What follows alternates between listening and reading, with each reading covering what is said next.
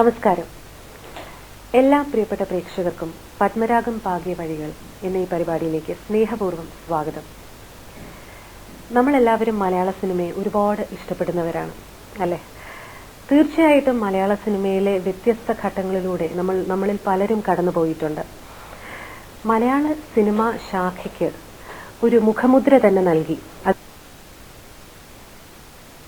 P Padmarajan. സംവിധായകൻ മാത്രമല്ല, എഴുത്തുകാരൻ, തികഞ്ഞ കലാകാരൻ കൂടിയാണ്. മനുഷ്യ മനസ്സിന്റെ തീവ്രമായ മുഹൂർത്തങ്ങളും അതോടൊപ്പം തന്നെ സമൂഹവും മനുഷ്യനുമായിട്ടുള്ള ഇടപെടലുകൾ, ഇതൊക്കെ വളരെ സൂക്ഷ്മമായി തന്നെ തന്റെ തിരക്കഥയിലൂടെ അദ്ദേഹത്തിന് എടുത്തുകാട്ടാൻ സാധിച്ചിട്ടുണ്ട്. അപ്പോൾ അദ്ദേഹത്തെക്കുറിച്ച് കൂടുതൽ അറിയാൻ, അല്ലെങ്കിൽ അദ്ദേഹം നടന്നു നീങ്ങിയ വഴികളിലൂടെ സഞ്ചരിക്കുമ്പോൾ എപ്പോഴും നല്ലത് അദ്ദേഹവുമായി കൂടുതൽ ആത്മബന്ധം പുലർത്തിയിരുന്നവരുമായി സംസാരിക്കുക എന്നുള്ളതാണ്. അത് ചിലപ്പോൾ അഭിനേതാക്കളായിരിക്കാം, സംവിധായകരായിരിക്കാം, സംഗീതജ്ഞരായിരിക്കാം, അല്ലെങ്കിൽ നിർമ്മാതാക്കളായിരിക്കാം. നല്ലൊരു ചിത്രത്തിന്റെ ഒരു ആത്മാവെന്ന് പറയുന്നത് സംവിധായകനും തിരക്കഥാകൃത്തും ഒക്കെ ആണെങ്കിൽ കൂടി നമ്മൾ പ്രേക്ഷകർക്കിടയിലേക്ക് ആ ചിത്രം കൊണ്ടുവരാനുള്ള പൂർണ്ണ ഉത്തരവാദിത്വം ഏറ്റെടുക്കുന്ന ഒരു വ്യക്തി കൂടിയാണ് അതിന്റെ നിർമ്മാതാവെന്ന് പറയുന്നത്. അത്തരത്തിൽ ഒരു കലാകാരനും നിർമ്മാതാവും ഒക്കെയാണ് ഇന്ന് നമ്മളോടൊപ്പം എത്തിച്ചേർന്നിട്ടുള്ളത്. ഗായകനായി തുടക്കം കുറിച്ചു, പിന്നീട് നടനായി, പിന്നീട് പെരുവഴിയമ്പലം എന്ന ചിത്രത്തിന്റെ നിർമ്മാതാവായി. അതുതന്നെയാണ് പി പത്മരാജന്റെ ഒരു ജീവിതത്തിൽ, സിനിമാ ജീവിതത്തിന് വഴിത്തിരിവായ ഒരു ഘട്ടം ആ ഒരു ചിത്രമാണ്. അതിന്റെ തന്നെ നിർമ്മാതാവായ ശ്രീ പ്രേംപ്രകാശാണ് ഇന്ന് നമ്മളോടൊപ്പം എത്തിച്ചേർന്നിട്ടുള്ളത്. അദ്ദേഹത്തിനോട് കൂടുതൽ നമുക്ക് ചോദിക്കാം ഈ അതുല്യ പ്രതിഭയെക്കുറിച്ച്. സ്വാഗതം സർ. ഒരുപാട് സന്തോഷമുണ്ട് സർ. തീർച്ചയായിട്ടും ഈ പറഞ്ഞതുപോലെ തന്നെ പെരുവഴിയമ്പലം എന്ന് പറയുന്ന ഒരു ചിത്രം അദ്ദേഹത്തിന്റെ ജീവിതത്തിലെ ഒരു നാഴികക്കല്ല് തന്നെയായിരുന്നു. ഒരുപാട് തുടക്കങ്ങൾ കുറിച്ചൊരു ചിത്രമാണത്. സാറിന്റെ ആദ്യം നിർമ്മിച്ച ചിത്രം, അദ്ദേഹം ആദ്യം സംവിധാനം ചെയ്ത ചിത്രം, അശോകന്റെ ആദ്യത്തെ ചിത്രം എന്ന് തുടങ്ങി ഒരുപാട് പ്രത്യേകതകളുണ്ട്. നിറയെ അവാർഡുകളും വാരിക്കൂട്ടിയ ചിത്രമാണ്. ആ ഒരു ചിത്രത്തിലേക്ക് എത്തിയ ഒരു ഘട്ടം എനിക്ക് തോന്നുന്നു അത് പറഞ്ഞു തന്നെ തുടങ്ങാൻ തോന്നുന്നു. ഞാൻ 1968 ഒരു ഗായകനായിട്ടാണ് സിനിമയിൽ വന്നത്. കാർത്തിക എന്ന സിനിമ. അതിനുശേഷം 70 അഭിനയരംഗത്ത് വന്നു. അരനാഴിക നേരം എന്ന പടം. 78 ഒരു സിനിമ നിർമ്മിക്കാമെന്നുള്ള ചിന്ത വരുന്നത്. അക്കാലത്ത് പത്മരാജൻ വളരെ പ്രശസ്തനായ ഒരു തിരക്കഥാകൃത്തായി മാറിക്കഴിഞ്ഞിരുന്നു എന്ന് തന്നെയല്ല, മലയാള സിനിമയ്ക്ക് തിരക്കഥ എന്താണെന്ന്, യഥാർത്ഥ തിരക്കഥ എന്താണെന്നും അതിന്റെ ശക്തി എന്താണെന്നും കാണിച്ചു കൊടുത്ത വ്യക്തിയാണ് പത്മരാജൻ. അപ്പോൾ ഈ 78 ഞാൻ പത്മരാജനെ വെച്ച് ഒരു ചിത്രം തിരക്കഥ എഴുതിച്ച് IB ശശിയെ കൊണ്ട് ഡയറക്ട് ചെയ്യിക്കാനൊരു പടം പ്ലാൻ ചെയ്തു. അന്ന് ഇവർ രണ്ടുപേരും അവരവരുടേതായ മേഖലകളിൽ വളരെ ഉന്നതരാണ്. പത്മനാഭന്റെ 2-3 പടങ്ങൾ ഇറങ്ങി നിൽക്കുന്നു. ശശി വളരെ പ്രശസ്തനായ ഒരു സംവിധായകനായിട്ടിരിക്കുന്നു. അപ്പോൾ ഡൈജസ്റ്റിൽ വന്നൊരു കഥ, റീഡേഴ്സ് ഡൈജസ്റ്റിൽ വന്നൊരു കഥ എന്റെ വൈഫ് ഡെയ്സി എന്നോട് പറഞ്ഞു, ഇതൊന്ന് വായിച്ചു നോക്കി, ഇത് നമുക്ക് സിനിമയ്ക്ക് പറ്റും എന്ന് പറഞ്ഞു. അപ്പോൾ ഞങ്ങൾ മനസ്സിൽ കണ്ടു, ഇതിന്റെ തിരക്കഥ പത്മരാജനെ കൊണ്ട് എഴുതിച്ച് ശശിയെ കൊണ്ട് സംവിധാനം ചെയ്യിക്കാം. അങ്ങനെ ഞാൻ പത്മരാജനുമായി ബന്ധപ്പെടുന്നു. പത്മരാജനെ എനിക്കന്ന് പരിചയമൊന്നുമില്ല. അന്ന് അദ്ദേഹം ആകാശവാണിയിലെ ന്യൂസ് റീഡറാണ്. അങ്ങനെയുടെ ശബ്ദം മാത്രമേ ഞാൻ കേട്ടിട്ടുള്ളൂ. പക്ഷേ അന്ന് ആകാശവാണിയിൽ ജോലി ചെയ്തിരുന്ന ജോൺ സാമുവലിനെ പോലെയുള്ള എന്റെ നല്ല അടുത്ത സുഹൃത്തുക്കളുണ്ട്. അവരെ വിളിച്ചിട്ട് എനിക്ക് ഇദ്ദേഹത്തെ ഒന്ന് കാണണം, അതിനുള്ളൊരു ഏർപ്പാടാക്കി തരണമെന്ന് പറഞ്ഞു. അങ്ങനെ പത്മരാജനുമായിട്ട് ഫോണിൽ സംസാരിക്കുന്നു. അദ്ദേഹം പറയുന്നു പൂജപ്പുരയിലേക്ക് വരണം, പൂജപ്പുര എന്റെ വീട്ടിൽ വരണം. പക്ഷെ അന്ന് എന്റെ ഒരു കെയർ ഓഫ് എന്ന് പറയുന്നത് എന്റെ സഹോദരൻ ജോസ് പ്രകാശാണ്. അപ്പൊ ജോസ് പ്രകാശിനെ എല്ലാവരും പറയും, ജോസ് പ്രകാശിന്റെ അനുജൻ എന്ന് പറയുമ്പോൾ കൂടുതൽ ഒരു സ്നേഹം കാണിച്ചു പത്മരാജൻ. അയ്യോ വാ നമുക്ക് സംസാരിക്കാമെന്ന് പറഞ്ഞു. അങ്ങനെ ഞാൻ പത്മരാജന്റെ പൂജപ്പുരയിലുള്ള വീട്ടിൽ വരുന്നു. ഈ കഥ കൊടുക്കുന്നു. കഥ കൊടുത്തത് ഒരു 15 മിനിറ്റ് കൊണ്ടത്തെ വായിച്ചു, അത്രയ്ക്കുള്ളൂ. ഒരു അനുഭവ കഥയാണ്. ഒരു പിതാവ് അയാളുടെ മകനെ പറ്റി എഴുതിയിരിക്കുന്ന ഒരു കഥയാണ്. ഈ കഥ വായിച്ചിട്ട് പത്മരാജൻ പറഞ്ഞത്, ഇത് സിനിമയ്ക്ക് പറ്റും, പക്ഷേ നമ്മൾ ഈ എടുക്കാൻ പോകുന്ന 78 കാലഘട്ടത്തിന് യോജിക്കത്തില്ല. ഒരു ഡ്രഗ് അഡിക്റ്റായ മകനെ ഒരച്ഛൻ കൊല്ലേണ്ടി വരുന്ന ഒരു സാഹചര്യം ഉണ്ടാകുന്നുണ്ട്. അതിന്റെ പേര് Ritchie my son my enemy.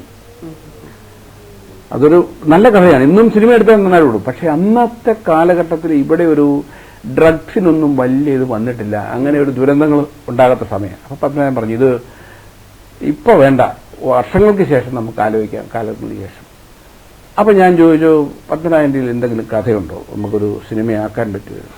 അപ്പൊ അദ്ദേഹം പറഞ്ഞു, ഇപ്പോൾ എന്റെ ഒരു കഥ ഒരു മാതൃഭൂമിയിൽ വന്നുകൊണ്ടിരിക്കുന്നു, പെരുവഴിയമ്പലം എന്നാണ്. ഞാൻ പറഞ്ഞു, ഞാനത് വായിച്ചുകൊണ്ടിരിക്കുന്ന കാരണം ഞാൻ അതിൻ്റെ ഒരു സ്ഥിരം വായനക്കാരനാണ്. അത് നല്ല കഥയാണല്ലോ. ഞാൻ പറഞ്ഞൊരു അങ്ങനെയാണെങ്കിൽ ആ കഥ തന്നാൽ ഞാനത് സിനിമയാക്കാം. അല്ല, അതിനൊരു കുഴപ്പമുണ്ട്. എന്നെങ്കിലും ഞാനൊരു സംവിധായകനാകുകയാണെങ്കിൽ ഞാൻ സംവിധാനം ചെയ്യാൻ വെച്ചിരിക്കുന്ന കഥയാണ് പെരുവഴിയമ്പലം. അതെനിക്കൊരു പുതിയ ആശയമാണ് പുള്ളി തന്നത്. അദ്ദേഹം ഒരു സംവിധായകനാകാൻ ആഗ്രഹിക്കുന്നുണ്ട് എന്നുള്ളത് അന്നേരമാണ് ഞാൻ അറിയുന്നത്.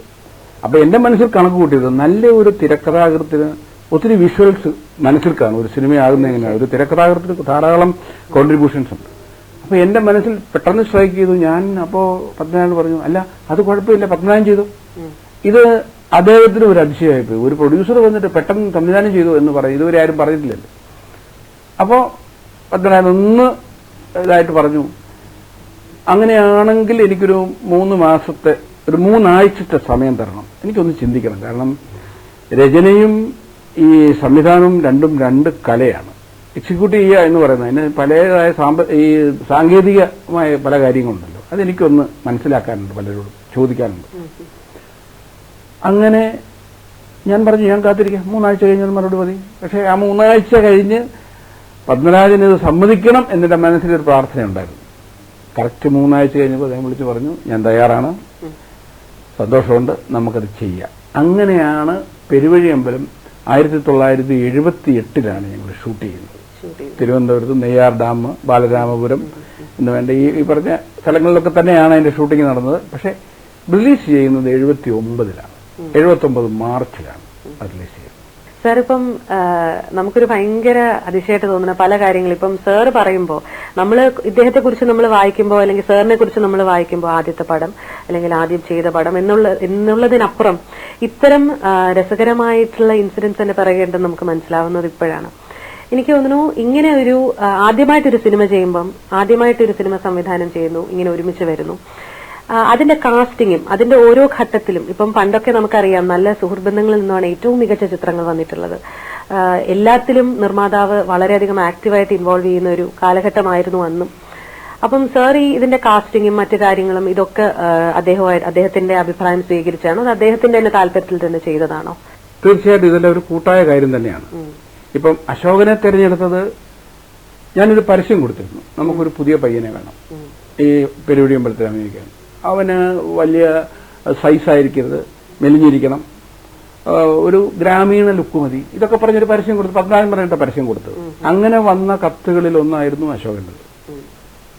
ശരിക്കും പറഞ്ഞാൽ അശോകനെ നമ്മളൊരു സിനിമ എന്ന് പറയുന്ന രീതിയിലൊന്നും അന്ന് കാണാൻ പറ്റത്തില്ല. ആ ഒരു രൂപം തന്നെ കുഴപ്പം പിടിച്ച രൂപമാണ്. 2 നല്ല കണ്ണും ഈ ശരീരം എക്സ്റേ ഫോട്ടോ പോലെയുള്ള ശരീരമാണ് അവനുണ്ടായിരുന്നത്. അതെ. പക്ഷെ പത്മരാജൻ അവനിൽ കണ്ടത് വാണിയൻ കുഞ്ചുവിന്റെ മകൻ രാമൻ എന്ന ആ കഥാപാത്രത്തിന് ഏറ്റവും അനുയോജ്യനായ അശോകനാണെന്ന് അദ്ദേഹം തന്നെയാണ് കണ്ടെത്തിയത്. ഞാൻ കൂടെ നിന്നുള്ളൂ കേട്ടോ. അതിന്റെ ആ സെലക്ഷനൊക്കെ പുള്ളിയുടെ പത്മരാജന്റെ ഇത് തന്നെയാണ്, തീരുമാനം തന്നെയാണ്. പക്ഷെ ഫോട്ടോ കണ്ടിട്ട് ഒരു സെലക്ഷന് വേണ്ടി മാറ്റിവെച്ചതിൽ ഈ അശോകന്റെ പടം ഉണ്ടായിരുന്നു. ഞങ്ങൾ ഒരുമിച്ചിരുന്നാണ് തിരുവനന്തപുരത്ത് തന്നെ. ഇവിടെ നികുഞ്ചം ഒരു ഹോട്ടലുണ്ടായിരുന്നു, പിന്നെ അമൃത, അവിടെ വെച്ചൊക്കെ ഇന്റർവ്യൂ ഒക്കെ നടത്തി കുറേ കുട്ടികൾ വന്നു. അതിലേറ്റവും ആപ്റ്റായിട്ട് തോന്നിയത് അശോകനെ തന്നെയാണ്.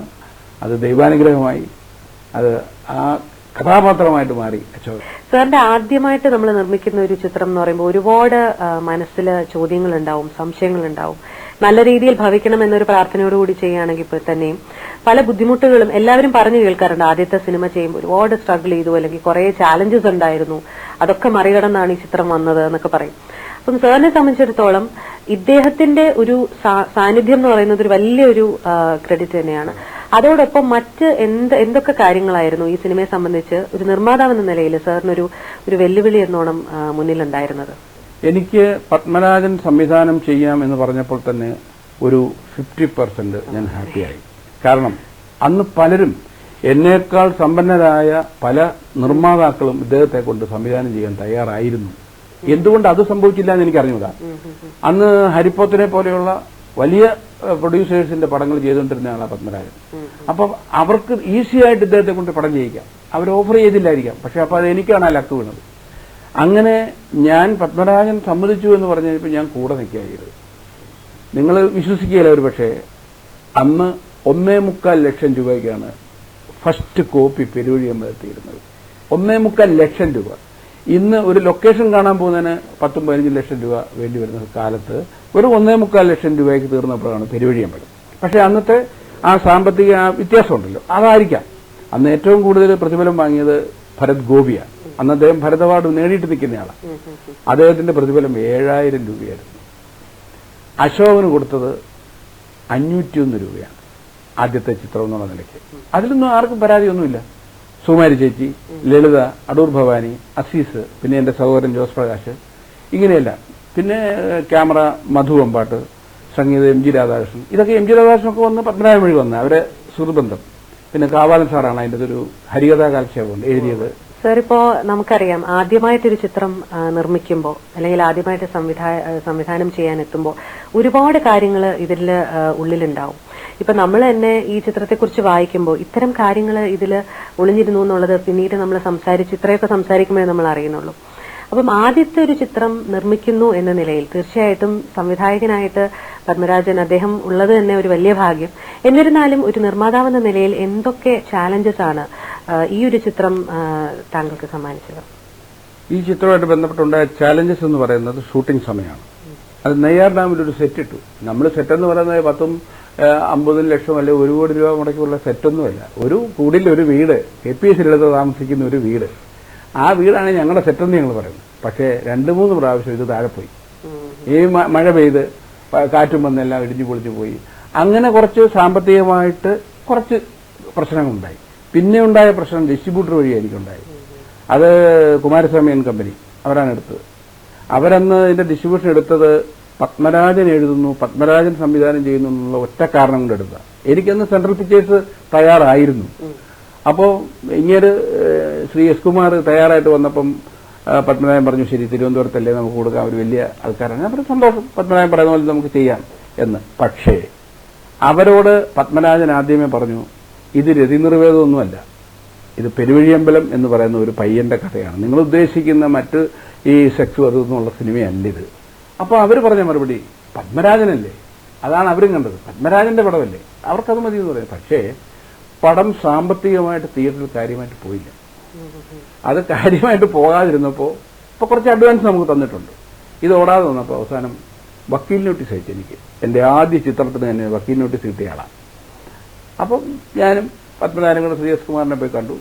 ഇത് നിങ്ങളൊന്ന് പ്രൊമോട്ട് ചെയ്യണം, കുറെ കാലം കൂടെ ഒന്ന് ഓടിച്ചിട്ട് എന്താ നോക്ക്, നിങ്ങൾക്ക് നഷ്ടം വരികയാണെങ്കിൽ ആ പൈസ തിരിച്ചു തരാം, അങ്ങനെ റിക്വസ്റ്റ് ചെയ്തു. ഈ പടത്തിന്റെ രീതി ഇതാണെന്ന് മനസ്സിലായി കഴിഞ്ഞപ്പം ഇതിന് ഒരു എന്താ പറയുന്നത്, ഒരു ഓഫ് ബീറ്റ് തീമാണ്. അന്ന് കണ്ടുവരുന്ന സിനിമയിൽ നിന്ന് പ്രത്യേകിച്ച് പത്മരാജന്റെ എഴുതി വന്ന മറ്റ് കഥകളുമായിട്ട് അത്ര സാമ്യമില്ലാത്ത, എന്നാൽ വളരെ അധികം ചർച്ച ചെയ്യപ്പെട്ട ഒരു സിനിമയായിരുന്നു. പക്ഷെ തിയേറ്ററിൽ വീണ്ടും അത് കാര്യമായിട്ട് ഓടിയില്ല. അങ്ങനെ വീണ്ടും എനിക്ക് വക്കീലിനോട് ഇഷ്യൂ ചെയ്തു. പിന്നെ ഞാനും പത്മരാജനും കൂടെ അവിടെ പോയി അദ്ദേഹം തന്നതിൽ കുറച്ച് പൈസ തിരിച്ചു കൊടുത്ത് ആ പ്രിന്റ് ഞാൻ തിരിച്ചെടുത്തു. പക്ഷേ ഇന്നും ഈ 18 സിനിമ എടുത്ത് ഞാൻ അഭിമാനിക്കുന്നത് പെരുവഴി അമ്പലത്തിന്റെ നിർമ്മാതാവ് എന്നുള്ളതായിരിക്കാം. എന്റെ കഴിവല്ല, അത് പത്മരാജന്റെ കഴിവാണ്. അതിന്റെ ക്രെഡിറ്റെല്ലാം ഞാൻ പത്മരാജന് കൊടുക്കുക. കാരണം ഇതിന് പ്രസിഡന്റിന്റെ കയ്യിൽ നിന്ന് ഞങ്ങൾ അവാർഡ് വാങ്ങാൻ ഡൽഹിയിൽ ഞങ്ങൾ ഒരുമിച്ചാണ് പോയത്. അന്ന് ഞാൻ പോകുന്ന വഴിക്ക് പത്മനാഭനോട് പറഞ്ഞു, എനിക്ക് ഈ സൗഭാഗ്യം ഉണ്ടാക്കി തന്ന പത്മരാജൻ, ഇല്ലെങ്കിൽ എനിക്ക് അവിടെ വന്നിത് വാങ്ങിക്കാൻ കഴിയില്ല. അതുകൊണ്ട് ഇന്നും അത് വളരെയധികം മനസ്സിന് സന്തോഷം നൽകുന്ന ഒരു ഇതാണ് ഞാൻ പെരുവഴി അമ്പലത്തിന്റെ നിർമ്മാതാവായി എന്നുള്ളത്. തീർച്ചയായിട്ടും, കാരണം ഒരു നിർമ്മാതാവ് നിലയിൽ അഭിമാനിക്കാവുന്ന ഒരു നിമിഷം തന്നെയാണ് അല്ലേ സർ? അതുപോലെ തന്നെ ഈ ചിത്രങ്ങളുടെ കാര്യം ഇപ്പോൾ സർ പറഞ്ഞതുപോലെ തന്നെ ഇപ്പോൾ ഒരുപാട് കാര്യങ്ങൾ, ഒരുപാട് കടമ്പകൾ കടന്നൊരു ചിത്രം തിയേറ്ററിൽ വരുമ്പോൾ ഒരുപാട് സന്തോഷവും അഭിമാനവും ഒക്കെ തോന്നിയ നിമിഷങ്ങളാണ് ഈ ചിത്രം എന്ന് പറഞ്ഞു. മറ്റിത്രയും ചിത്രങ്ങൾ പിന്നിട്ടെങ്കിൽ പോലും തീർച്ചയായിട്ടും പത്മരാജൻ സാറിന്റെ ഒരു ആദ്യം ആ ഒരു ചിത്രം എടുത്തതിന് ശേഷം പിന്നീട് വന്നത് ഏത് ചിത്രമാണ്? പിന്നീട് അതിലേക്ക് വരുന്നത് ഇതും അതുപോലെ തന്നെ ഡിസ്കഷൻസ് ഒക്കെ നടത്തിയിട്ട് വന്ന ചിത്രമാണോ? പിന്നീട് എടുത്തത് 83-ലാണ്. 78-ൽ പെരുവഴിയമ്പലം എടുത്തു, 79 റിലീസ് ചെയ്തു. 83-ലാണ് കൂടെവിടെ. അത് വാസന്തിയുടെ മൂങ്കിൽ പൂക്കൾ എന്ന് അവരെഴുതി. അത് ഇല്ലിക്കാടുകൾ പൂത്താൽ എന്നുള്ള രീതിയിൽ മലയാളത്തിൽ വിവർത്തനം വന്നു. ആ കഥ ശരിക്കും എന്റെ ഭാര്യയും വായിച്ചിട്ടുണ്ട്, പത്മനാഭന്റെ ഭാര്യ രാധയും വായിച്ചു, ഇവർ രണ്ടുപേരും വായിച്ചിട്ടുണ്ട്. അപ്പൊ ഇത് സിനിമയ്ക്ക് പറ്റും എന്നുള്ള ഒരു ആലോചന വന്നു, നോക്കിയാലോ എന്ന് പറഞ്ഞ് ഞാൻ പത്മനാഭനോടും പറഞ്ഞു, പത്മനാഭൻ പറഞ്ഞു ഇങ്ങനെ ഒരു കഥയുടെ കാര്യമുണ്ട്. അപ്പൊ ഞങ്ങൾ തമ്മിൽ സംസാരിച്ചു, ഞാൻ എന്ത് ചെയ്യണം? അപ്പൊ പപ്പൻ പറഞ്ഞു, ഒരു കാര്യം ചെയ്യും, ഇതിന്റെ റൈറ്ററെ കണ്ടുപിടിച്ച് ഇതിന്റെ റൈറ്റ് ഒന്ന് മേടിച്ചു നോക്കാൻ പറഞ്ഞു. ഞാൻ ഇതിന്റെ വിവർത്തകയെ എനിക്ക് ഫോണിൽ കിട്ടി. ഒരു വിധത്തിൽ ബന്ധപ്പെട്ടപ്പോൾ ഈ വാസന്തി ഡൽഹിയിൽ താമസിക്കുന്ന സ്ത്രീയാണ്. അപ്പോ അവരുടെ നമ്പരില്ല. അതൊരു വിധത്തിൽ സംഘടിപ്പിച്ചു. അപ്പോൾ അവർ പറഞ്ഞു, ഇല്ല, ഭരതൻ ചോദിച്ചിരിക്കുകയാണ് ഈ കഥ, എനിക്ക് ഭരതനെ കൊടുക്കണമെന്നുണ്ട് എന്ന് പറഞ്ഞു. അപ്പം ഞാൻ പറഞ്ഞു, ഇത് ഞാൻ പെരുവഴി അമ്പലത്തിന്റെ പ്രൊഡ്യൂസറാണ്, പത്മരാജനാണ്. ഇതൊക്കെ കേട്ടപ്പോൾ അവർക്കൊരു എന്തോ ഒരു മാറ്റം ഉണ്ടായി. ഒരു കാര്യം ചെയ്യുക, അങ്ങനെയാണെങ്കിൽ എത്രയും പെട്ടെന്ന് ഇതിന്റെ ഒന്ന് ഏർപ്പാട് തീർക്കാവോ, ഒരു അഡ്വാൻസ് തരുമോ, അല്ലെങ്കിൽ ഒരു റൈറ്റ്സ് എഴുതി മേടിക്കാം. അപ്പോൾ എൻ്റെ ഒരു സഹോദരൻ അന്ന് ഡൽഹിയിലുണ്ട്, ഒരു മേജർ ആന്റണി, എൻ്റെ ജോസ് പ്രകാശിന്റെ തൊട്ട് താഴെയുള്ള രണ്ടാമത്തെ ബ്രദർ, പുള്ളിയോട് ജോലി ചെയ്യാൻ. അപ്പോൾ ഞാൻ ജ്യേഷ്ഠനെ വിളിച്ച് പറഞ്ഞു, ഇങ്ങനെ വാസന്തിയെ പോയി കാണണം, കണ്ട് ഇതിന്റെ റൈറ്റ്സ് ഒന്ന് മേടിക്കണം, അതിന്റെ പൈസ എത്രയെന്ന് വെച്ചാൽ കൊടുത്തത്. അങ്ങനെ ഞാൻ വിളിച്ച് അന്ന് തന്നെ ബ്രദർ വൈകുന്നേരം വാസന്തിയുടെ വീട്ടിൽ പോകുന്നു, അവിടെ വെച്ച് റൈറ്റ്സ് എഴുതി മേടിക്കുന്നു. അത് പെട്ടെന്ന് നടന്നൊരു കാര്യമാണ്. അപ്പൊ എനിക്ക് സംശയമില്ലായിരുന്നു പത്മരാജന്റെ സ്വന്തം കഥയല്ലാതെ വേറൊരു കഥ ചെയ്യുമോ എന്നൊരു സംശയം എന്റെ മനസ്സിലുണ്ട്. പക്ഷെ പപ്പൻ വളരെ ഇതായിട്ട് പറഞ്ഞു, നമുക്ക് ചെയ്യാം. അത് അടിമുടി മാറ്റി മിസോറാമിൽ നടക്കുന്ന ഒരു കഥയാണ്. ശരിക്കും മിസോറാമിലാണ്. ഞങ്ങൾ അവിടെ ഷൂട്ട് ചെയ്യാമെന്നും തീരുമാനിച്ചത്. അപ്പൊ അവിടെ ഈ നാഗ കലാപകാരികളുടെ പ്രശ്നമുണ്ട്. ചിലപ്പോൾ ഷൂട്ട് ഒക്കെ നിന്നുപോയ അത് സാമ്പത്തിക പ്രശ്നമാകും. അങ്ങനെയാണ് പത്മരാജൻ അത് ഇങ്ങോട്ട് പറിച്ചു മാറ്റി, കുറെ കഥാപാത്രങ്ങളെ മാറ്റി ഊട്ടിയിലാക്കി. അപ്പോൾ ഊട്ടിയിൽ എന്റെ ജ്യേഷ്ഠൻ ജോസ് പ്രകാശിന്റെ മകൾക്ക് ഒരു സ്കൂളുണ്ട്, ഗുഡ് ഷെപ്പേർഡ് പബ്ലിക് സ്കൂൾ. അവിടെയാണ് ഇത് ഷൂട്ട് ചെയ്തത്. അങ്ങനെയാണ് കൂടെയിലേക്ക് വരുന്നത്. 83 അതിന്റെ ഷൂട്ടിംഗ് നടന്നു. അപ്പൊ ഇതിലൊക്കെ നമുക്കുള്ള സന്തോഷം എന്ന് പറയുന്നത്, പെരുവഴി അമ്പലത്തിൽ കൂടെ ഒരു അശോകൻ വന്നു, കൂടെയുടെ ഒരു റഹ്മാൻ വന്നു. എന്റെ കഴിവല്ല കേട്ടോ, ഞാൻ നിമിത്തം ആയെന്ന് ഞാൻ പറയുള്ളൂ. എല്ലാം പത്മരാജൻ തന്നെയായിരുന്നു ഇന്ത്യയൊക്കെ ആള്, അല്ലാതെ നമ്മുടെ കോൺട്രിബ്യൂഷൻ ഒന്നും. ചിത്രം നല്ല രീതിയിൽ പുറത്തു വരണമെങ്കിൽ ഒരു നിർമ്മാതാവിന്റെ ഒരു പ്രസൻസ് അല്ലെങ്കിൽ ആ ഒരു സപ്പോർട്ട് ഭയങ്കര വലുത് തന്നെയാണ്. അപ്പോൾ ഇദ്ദേഹമായിട്ട് 2 ചിത്രങ്ങൾ പിന്നിട്ടു. ഇദ്ദേഹത്തിന്റെ ഒരു പ്രവർത്തന ശൈലി എങ്ങനെയാണ്, അല്ലെങ്കിൽ പൊതുവിൽ നിങ്ങൾ തമ്മിലുള്ള ഒരു സൗഹൃദവും അതൊക്കെ കൂടി ഒന്ന് പറയണം. 3 പടങ്ങൾ എടുത്തു. പിന്നെ കൂടെവിടേക്ക് ശേഷം പറന്നു പടം എടുത്തു. ഞങ്ങളുടെ സൗഹൃദം എനിക്ക് തോന്നുന്നത് ഒരു സാധാരണ ഈ പത്മനാഭനെ സംബന്ധിച്ച് അദ്ദേഹത്തിന്റെ നിർമ്മാതാക്കൾ എന്ന് പറയുന്നത് ഒരു അകലിച്ച ഒരിക്കലും ഉണ്ടാകാറില്ല. എങ്ങനെ ഞാൻ ഡയറക്ടറാണ്, നിങ്ങൾ വെറും പ്രൊഡ്യൂസറാണ്, ആ രീതിയൊന്നുമില്ല, വളരെ അടുപ്പമാണ്. എന്നോട് ചോദിക്കുകയാണെങ്കിൽ പെരുവഴിയമ്പലം മുതൽ പിന്നീടുള്ള കാലഘട്ടത്തിൽ എവിടെയൊക്കെ ഞങ്ങൾ പോയി താമസിച്ചിട്ടുണ്ട്, ഞങ്ങൾ ഒരു മുറിയിൽ താമസിച്ചിട്ടുണ്ട്. ഒരു മുറിയിൽ താമസിക്കുക, ഇത് ഞങ്ങൾ കാരണം വൈകിട്ട് കുറെ തമാശകൾ പറയുക, നാളെ എടുക്കാൻ പോകുന്നതിന് പിറകെ വളരെ രസകരമായ ഒരു ഇതാ, അല്ലാതെ ഒരു അകലിച്ച ഇല്ല. കാരണം ചിലരുണ്ട് ഡയറക്ടർ സംസാരിക്കില്ല, ഇപ്പോഴത്തേക്ക് ചില രീതിയിൽ അങ്ങനെ കേട്ടിട്ടുണ്ട്. പ്രൊഡ്യൂസർ വെറുതെ കസേരയിട്ടിരുന്നാൽ അത് പൈസ കൊടുക്കുന്ന ആളായിട്ട് ഇരിക്കുക, അതൊന്നുമല്ല.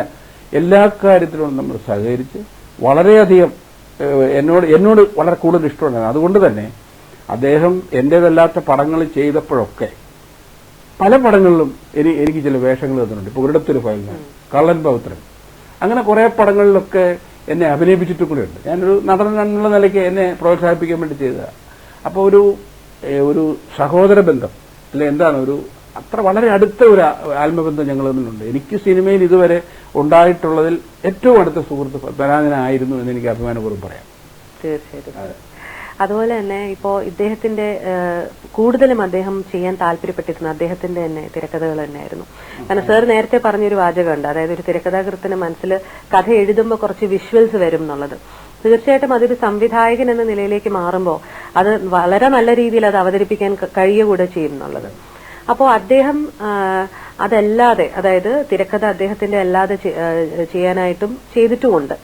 അപ്പൊ ഇതിൽ സാറിനെ സംബന്ധിച്ചിടത്തോളം ഒരു നിർമ്മാതാവ് എന്ന നിലയിൽ, അദ്ദേഹത്തെ ഒരു സുഹൃത്ത് എന്ന നിലയിൽ അദ്ദേഹത്തിന്റെ ഏത് ശൈലിയോടാണ് കൂടുതൽ സാറിന് താല്പര്യം തോന്നിയിട്ടുള്ളത്?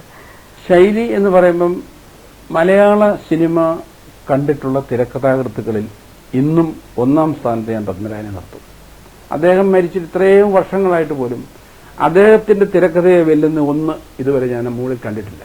കാരണം ഒരു സിനിമ പോലെ മറ്റൊരു സിനിമ ഉണ്ടായിട്ടില്ല. ടൈറ്റിൽ ഇടുക, ഓരോ സിനിമയ്ക്ക് ഇടുന്ന ടൈറ്റിൽ വളരെ നമ്മുടെ ഒന്നും മനസ്സിൽ നിന്നും നമുക്ക് മറക്കാൻ പറ്റാത്ത ടൈറ്റിൽസാണ് ഓരോ ടൈറ്റിൽസ്. ഒട്ടും പ്രത്യേകിച്ച് തൂവാനത്തുമ്പികൾ എന്ന് പറയുന്ന അത് ആരും നമ്മൾ വിചാരിക്കും ഒരു കഥയ്ക്കിടാൻ പറ്റും, പക്ഷെ അത് സിനിമയായി വന്നപ്പോൾ നമുക്ക് പാർക്കാൻ മുന്തിരിത്തോപ്പുകൾ. ഇപ്പൊ ഇന്നലെ എന്ന് പറഞ്ഞ പടമുണ്ട്, അത് അതിന്റെ സ്റ്റോറി റൈറ്റ് ഞാൻ മേടിച്ചു വെച്ചിരുന്ന വാസന്തിയുടെ, അത് ഈ കൂടെ എഴുതിയവരുടെയാണ്. പക്ഷെ എനിക്ക് നിർഭാഗ്യവശാൽ അതിന്റെ പ്രൊഡ്യൂസറാകാൻ പറ്റിയില്ല, വേറെ ആളാണ്. പക്ഷെ ആ ടൈറ്റിൽ എന്ത് ആപ്റ്റാണ്. ഇപ്പൊ കള്ളൻ പൗത്രൻ, തിങ്കളാഴ്ച നല്ല ദിവസം, നവംബറിന്റെ നഷ്ടം, എങ്ങനെ ഈ ടൈറ്റിൽസ്, പിന്നെ ഒരു സിനിമ പോലെ ഒരു സിനിമ ഉണ്ടാകില്ല, ഒരു സീൻ പോലെ പുള്ളി റിപ്പീറ്റ് ചെയ്യില്ല, വേറൊരു സീൻ. അപ്പം രചനയിൽ അദ്ദേഹം അഗ്രഗണ്യനായിരുന്നു, സംവിധാന ശൈലിയിൽ വ്യത്യസ്തത പുലർത്തിയിരുന്നു, വളരെയധികം വ്യത്യസ്തതയുള്ള സംവിധാന രീതിയായിരുന്നു. എനിക്ക് അങ്ങനെയാ തോന്നിയിട്ടുള്ളത്.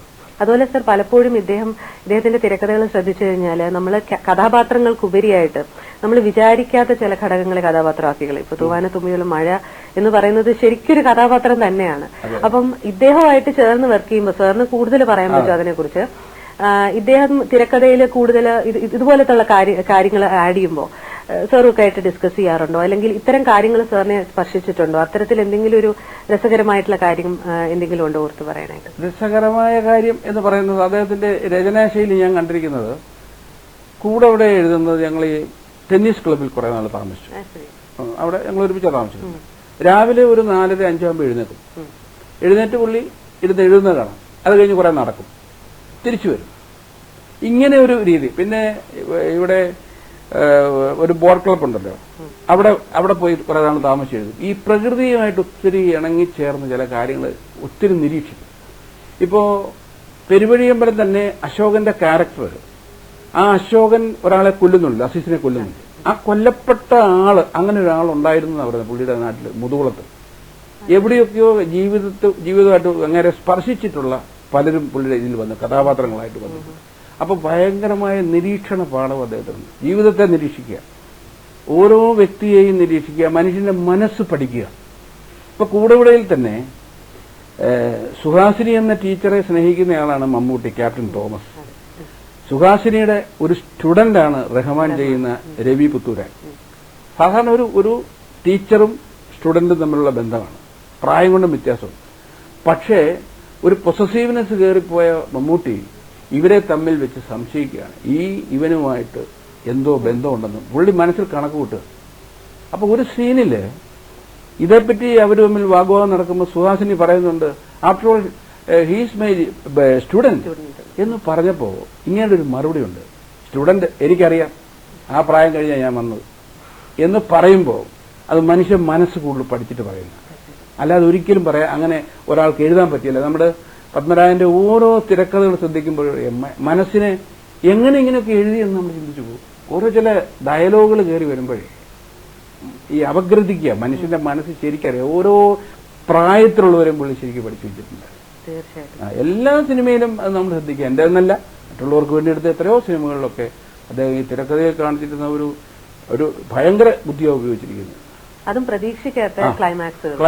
അപ്പം നമുക്ക് വാർക്കാൻ മുന്തിരി തോപ്പിളാവട്ടെ, അതുപോലെ തൂവാന തുമ്പികൾ, ഇന്നലെ ശരിക്കും എനിക്ക് തോന്നുന്നു ആ ഒരു ലാസ്റ്റ് സീൻ എന്നൊക്കെ പറയുന്നത് വല്ലാതെ നമ്മളെ പിടിച്ചുലയ്ക്കുന്ന കുറെ ക്ലൈമാക്സുകൾക്ക് ജന്മം നൽകിയ ഒരു എഴുത്തുകാരൻ കൂടിയാണ്.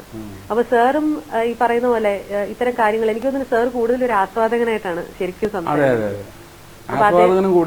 ആസ്വാദനം കൂടെയാണ്. കാരണം ഇത്തരം കാര്യങ്ങൾ ചെയ്യുമ്പോൾ ഒരു നല്ലൊരു പ്രേക്ഷകനായിട്ട് കൂടി സാർ അതിനെ വീക്ഷിച്ചിട്ടുണ്ടെന്ന് തോന്നുന്നു. ശരിയല്ലേ? തീർച്ചയായിട്ടും ഉണ്ട്. ഞാനൊരു നല്ല പ്രേക്ഷകനുമാണ്, ഒരു നല്ല ക്രിട്ടിക്കുമാണ്. കാരണം പല പടങ്ങളും എടുത്തു കഴിഞ്ഞ് അല്ലെങ്കിൽ അതിന്റെ കഥയെപ്പറ്റി എന്നോട് നേരത്തെ പറയും. എന്റേതല്ലാത്ത സിനിമ എടുക്കുമ്പോൾ കഥകളെപ്പറ്റി പറയും, എങ്ങനെയുണ്ട് അല്ല, എന്നോട് അഭിപ്രായങ്ങൾ ചോദിക്കാം. അപ്പൊ എന്റെ അഭിപ്രായം അങ്ങനെ സ്വീകരിക്കണം അതൊന്നും അല്ല. എങ്കിലും ഞാൻ എല്ലാ ചിത്രങ്ങളും അങ്ങനെയുള്ള പടങ്ങളും നിരീക്ഷിച്ചുകൊണ്ടാണ് ഇരുന്നത്. ഈ ഇടയ്ക്ക് പെരുവഴിയമ്പലത്തെ പറ്റി പറയുമ്പോൾ കഴിഞ്ഞ ഒരു 50 വർഷത്തിനിറങ്ങിയ 10 ചിത്രങ്ങളിൽ ഒന്നായിട്ട് പെരുവഴിയമ്പലം ഈയിടെ തിരഞ്ഞെടുക്കപ്പെട്ടു. അങ്ങനെ ഒരു ഇത് അതിന് കിട്ടിയ ഒരു ഭാഗ്യം കിട്ടിയിട്ടുണ്ട്. അപ്പൊ അങ്ങനെയുടെ ഏത് സിനിമയും പിൽക്കാലത്തും അതിന് വളരെ പ്രസക്തിയുണ്ട്. അതാണ് കാലങ്ങളെ അതിജീവിക്കുന്ന സിനിമകളാണ് പത്മനാഭൻ എടുത്തിരിക്കുന്നത്. എങ്ങനെ ഓരോ പടവും നമ്മൾ എടുത്തത്. ഇപ്പൊ തിങ്കളാഴ്ച നല്ല ദിവസം ഒന്നിൽ കൊടുത്തിരിക്കുന്ന ആശയം എന്താണ്? ഈ പ്രായമായ ഒരു സ്ത്രീയെ കൊണ്ട് ഒരു അസൈലത്തിലാക്കി വയസ്സിന്നവരെ കൊണ്ടെടുത്ത് ആക്കുക, ഇതൊക്കെ ഇന്ന് നടന്നുകൊണ്ടിരിക്കുന്ന കാര്യങ്ങളാണ്. അപ്പൊ വളരെ ദീർഘവീക്ഷണത്തോടുകൂടി തന്നെയാണ് ഓരോ ഡയലോഗ് വരെ അങ്ങനെ എഴുതിയതെന്ന് എനിക്ക് തോന്നുന്നുണ്ട്. പിന്നെ പെരുവഴിയമ്പലത്തെ പറ്റി പറയുമ്പോൾ അദ്ദേഹത്തിന്റെ അർപ്പണബുദ്ധി ആദ്യത്തെ സിനിമയാണ്. അതിലൊരു പ്രത്യേക സീൻ എന്നെ എപ്പോഴും ഞാൻ വളരെ വികാരജനായി പോരുന്ന ഓർക്കുമ്പോൾ, കാരണം രാത്രി ഞങ്ങൾ ബാലരാമപുരത്തൊരു അമ്പലത്തിലൊരു ഉത്സവം ഷൂട്ട് ചെയ്യുന്നു. അതിന് കുറെ ജൂനിയർ ആർട്ടിസ്റ്റൊക്കെ ഉണ്ട്. അസീസിനെ കുത്തിയിട്ട് ഓടുന്ന അശോകൻ, ഇവൻ പ്രാണരക്ഷാർത്ഥം ഓടുക. അവൻ ആരെയും ഒരു നുള്ളി നോക്കാത്ത ചെറുക്കനാണ്. അവൻ കുത്തി അവന്റെ സ്വയരക്ഷയ്ക്ക് ചെയ്തതാണ്. ഇവൻ ഓടുകയാണ്. ഇവൻ ഓടുമ്പോ ഇവനെ പിടിക്കാൻ നാട്ടുകാരോടുന്നുണ്ട്. അത് ഷൂട്ട് ചെയ്യണം. മണി 2:30-3 വെളുപ്പാൻ കാലത്ത്. അപ്പോൾ അതിന് ജൂനിയർ ആർട്ടിസ്റ്റിനോട് ചോദിച്ചും പറഞ്ഞു, ഞങ്ങൾ ഇത്ര നേരമൊക്കെ ഇരുന്നതല്ലേ അമ്പലത്തിൽ, ഇനി ഞങ്ങൾക്കൊന്നും ഓടാൻ വയ്യാന്ന്. ലോറി എടുക്കാതിരിക്കാൻ പറ്റിയല്ല. ഒരു ജീപ്പിന്റെ പുറകിൽ ക്യാമറ വെച്ച് മധുവമ്പാട്ടാണ് പുറകെ ഓടിയ കൂട്ടത്തിൽ ഞാനും പത്മരാജനും. അല്ല, അതൊരു വളരെ മനസ്സിനെ തട്ടിയ കാര്യമാണ്. തീർച്ചയായിട്ടും സാർ. അതെനിക്ക് തോന്നുന്നു ഞങ്ങൾക്ക് അതൊരു ഭാഗ്യമാണ് സാറിന്റെ വായിൽ നിന്നും, അല്ലെങ്കിൽ സാറിന്റെ ആ ഒരു എക്സ്പീരിയൻസ് ഷെയർ ചെയ്യുമ്പോൾ ഒരു കലാകാരൻ എന്നുള്ളതാണ് ശരിക്കും ഒരു സംവിധായകനായാലും തിരക്കഥാകൃത്തായാലും തീർച്ചയായിട്ടും ഒരു കലാകാരന്റെ മനസ്സ് തന്നെയാണ് ഇവിടെ ഇപ്പം അത് ഓർക്കുമ്പോൾ മനസ്സ് വിങ്ങുന്നതും അതുകൊണ്ട് തന്നെയാണ് തീർച്ചയായിട്ടും. കാരണം ആ ഒരു സംവിധായകൻ, അതായത് നമ്മളൊരു ചിത്രം ചെയ്യുമ്പോൾ അത്രമാത്രം അർപ്പണബോധത്തോടു കൂടി നമുക്ക് ചിത്രം നല്ല രീതിയിൽ ഇറങ്ങണം, ചിത്രം നല്ല രീതിയിൽ വരണം എന്നൊരു നിർമ്മാതാവും സംവിധായകനും ഒരുമിച്ച് ചിന്തിച്ചത് കൊണ്ട് തന്നെയാണ് പെരുവഴി അമ്പലം എന്നൊരു ചിത്രം ഉണ്ടായത്. ഞാനത് അദ്ദേഹത്തിന്റെ കമ്മിറ്റ്മെന്റ് ആണ്. ഒരു ഡയറക്ടറാണ്, ഞാൻ ഡയറക്ടറാണ്, വേണമെങ്കിൽ എന്നോട് പറയാം, പ്രൊഡ്യൂസറല്ലേ, കുറെ ആൾക്കാരെ കൊണ്ടുവരാൻ പറയാം, ഈ സമയത്ത് ഇതും ഓടിച്ചാൽ എന്താ എന്ന് ചോദിക്കാമായിരുന്നു. ഞങ്ങൾ ഒരുമിച്ചാ പുറയിൽ ഓടിയിരിക്കുന്നത്. ശ്രദ്ധിച്ചു നോക്കിയാൽ, ആ ഷോട്ട് നോക്കിയാൽ അറിയാം ഇങ്ങനെ ദൂരെ ഓടി വരുന്നത്. ഇരുട്ടത്താണെങ്കിൽ പോലും ഞാൻ പറയുന്നത് ഏത് സിനിമയ്ക്കും പുള്ളി അത് അദ്ദേഹം ചെയ്യുമ്പോൾ മനസ്സ് കൊടുത്ത് ചെയ്യുമായിരുന്നു. അത് എന്റെ അനുഭവത്തിൽ ഉണ്ടായിട്ടുള്ളതൊക്കെ അതാണ്. സാർ, അതുപോലെ ഇതിന്റെ ഇടയിൽ ഒരു കാര്യം കൂടി ചോദിച്ചോട്ടെ. തീർച്ചയായിട്ടും സാറിന്റെ ഒരു അനുഭവം വെച്ചിട്ട് ഒരു തിരക്കഥാകൃത്ത്, ഒരു സംവിധായകൻ, ഇദ്ദേഹത്തിന്റെ രീതികളും ശൈലികളും ഒക്കെയൊക്കെ സാറിന്റെ മനസ്സിൽ പതിഞ്ഞ കാര്യങ്ങളാണ് ഇതെല്ലാം. തീർച്ചയായിട്ടും സാറിന്റെ വീട്ടിലും 2 പ്രഗത്ഭരായിട്ടുള്ള തിരക്കഥാകൃത്തുകളുണ്ട്. തീർച്ചയായിട്ടും മലയാള സിനിമയുടെ ഒരു ഗതി വളരെ പ്രോമിനന്റ് ആയിട്ട് തന്നെ മാറ്റിമറിക്കുകയും അതോടൊപ്പം ഒരു സിഗ്നേച്ചർ കൊടുത്ത തിരക്കഥാകൃത്തുക്കളാണ് അവരും. അപ്പം സാർ ഇതൊക്കെ ഷെയർ ചെയ്യാറുണ്ടോ അവരൊക്കെ ആയിട്ട്? എന്റെ മക്കൾ ബോബിയുടെയും സഞ്ജുവിന്റെയും തിരക്കഥയിലുള്ള ഗുരു എന്ന് പറയുന്ന പത്മരാജാണ്. ഈ പത്മരാജനുമായിട്ടുള്ള ഞങ്ങളുടെ കുടുംബ ബന്ധവും കൂടെയുണ്ട്. ഈ സിനിമ കൊണ്ട് മാത്രം തീർന്ന ബന്ധമല്ലായിരുന്നു.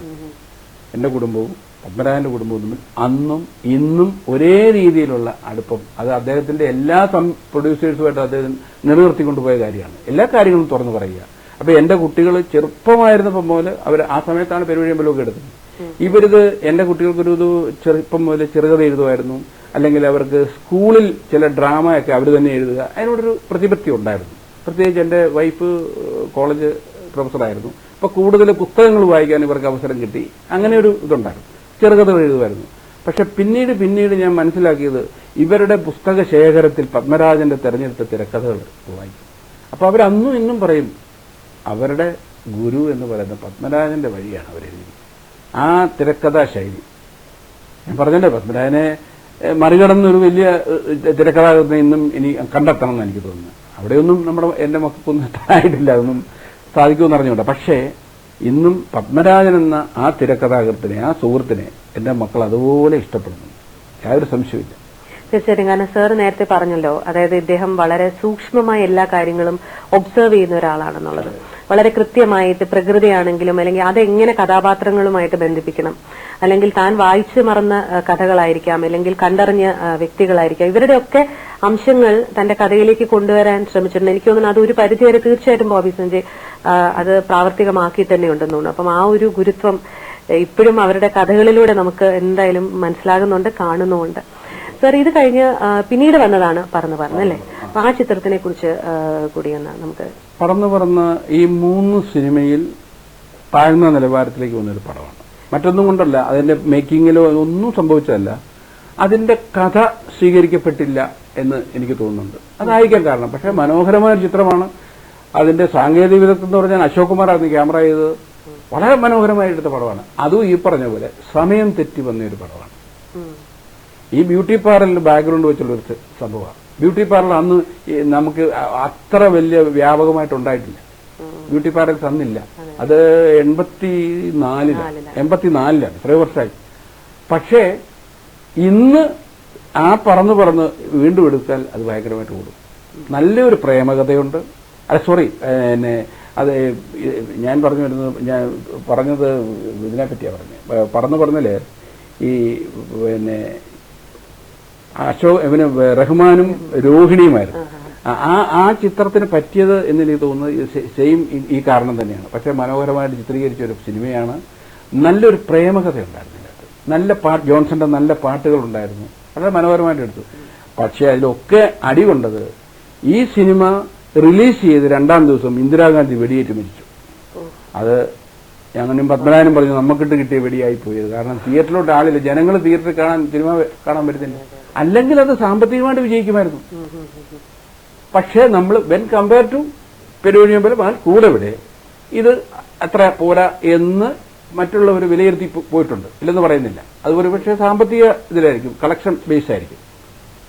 വളരെ നന്നായിട്ട് എടുത്ത പടമാണ്, നല്ലൊരു പ്രേമകഥയായിരുന്നു അത്. നല്ല കുറെ ആർട്ടിസ്റ്റും ഒക്കെ ഉണ്ടായിരുന്നു, അതും തിരുവനന്തപുരത്തെ ഷൂട്ടിംഗ്. സർ, ഇപ്പം ഈ ഒരു ചിത്രത്തിന്റെ കാര്യം പറഞ്ഞതുപോലെ തന്നെ ഇദ്ദേഹവുമായിട്ടുള്ള ഇത്രയും കാലയളവിനിടയിൽ സർ പറഞ്ഞു 2 കുടുംബങ്ങളും ഒരുപാട് അടുപ്പമുള്ള കുടുംബങ്ങളാണെന്നൊക്കെ പറഞ്ഞു. അപ്പോൾ ഇദ്ദേഹത്തിന് ഏറ്റവും കൂടുതൽ, അതായത് ഇദ്ദേഹവും ഒരുപാട് വായിക്കുമായിരുന്നു, ധാരാളം എഴുതുമായിരുന്നു.